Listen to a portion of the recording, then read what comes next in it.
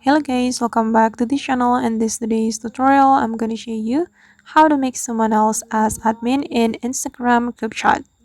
Alright guys, here I have opened my Instagram application in my phone.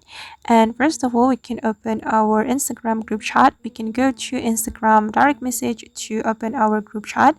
And for example, I'm going to open this group chat. We can click on it. Then we can click on this group chat's name.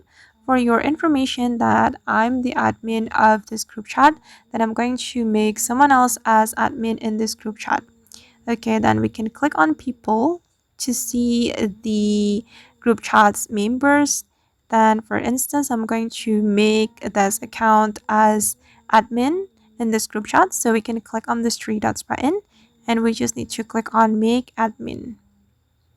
Okay, and now this account has become admin in this group chat. Alright guys, and that's how we can make someone else as admin in Instagram group chat. I hope this tutorial will be useful for you. Thank you so much for watching, and if you found this tutorial useful, don't forget to hit the like button, leave your comments, and also subscribe to this channel. See you in the next video.